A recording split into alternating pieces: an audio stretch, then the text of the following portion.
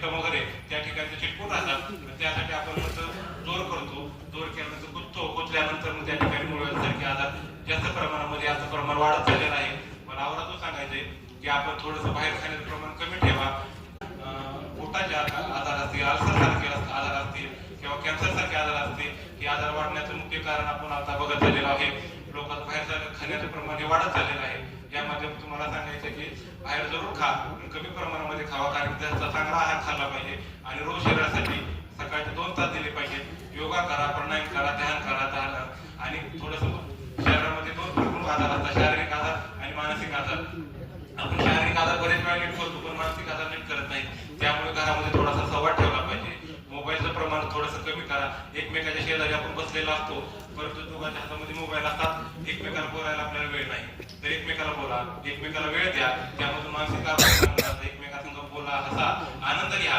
आणि आता आपण मग सर कोणतं बोलले की मोबाईलचा वापर करू नका. जेवण करत असताना देखील असं बाजूला मांडी मोबाईल असतो आणि लोक जेवण करत असतात. तर आपल्या शरीरामध्ये जे पाचक घरटे असतात, या ठिकाणी जे सलायव्हरी ग्लँड असतात, त्या जास्त प्रमाणामध्ये सलावा किंवा आपल्याला जे आवश्यक असतात ते ऍक्टिव्हिटी सिक्रेट होत नाही आणि त्यामुळे अन्न चांगलं पचत नाही. म्हणजे बऱ्याच वेळा महिला आमच्या हॉस्पिटलमध्ये येतात आणि म्हणतात डॉक्टर साहेब मुलाची तब्येत सुधारत नाही, हाताची तब्येत वाढत नाही, हातात बारीक आहे.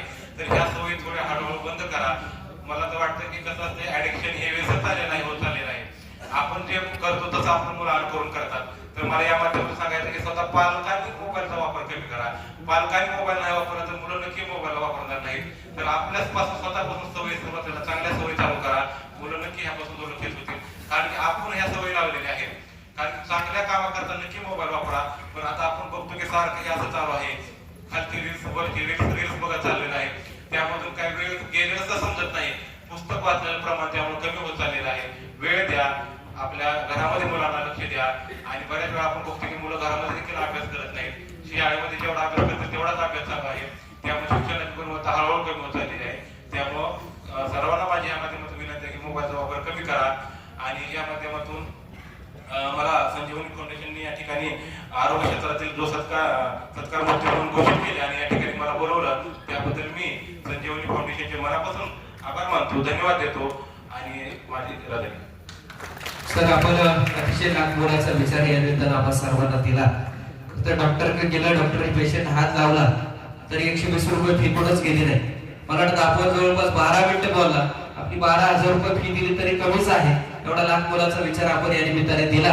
धन्यवाद सर. यानंतर आपण